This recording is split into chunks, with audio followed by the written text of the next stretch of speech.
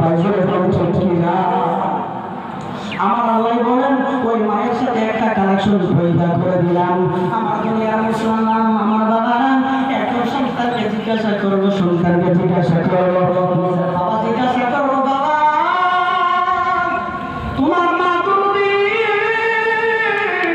ইন্তিকাল হয়ে গেছে বাবা, আমি যে আরেকটা বিবাহ করলাম, তোমার সৎ মা কিরকম ব্যবহার করে, তোমার সৎ মা তোমার সাথে কিরকম ব্যবহার করে?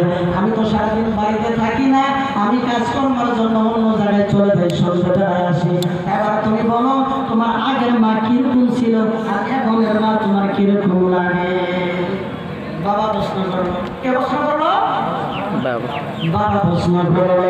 তোমার মা গর্ভে ছিল, জন্মদাতা মা, ওই মা কিরকম ছিল? বর্তমান সৎ মা তোমার কিরকম?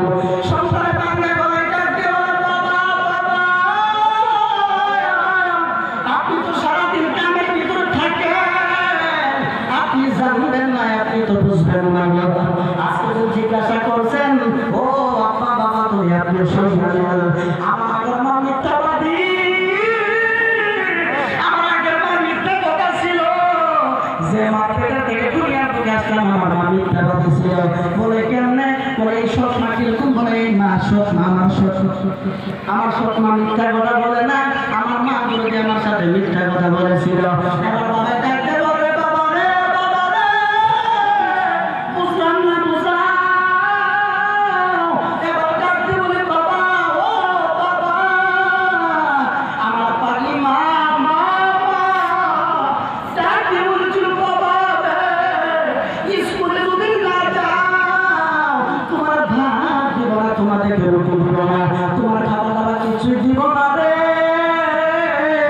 তোমার ভাত দিব না, তোমার রুটি দিব না।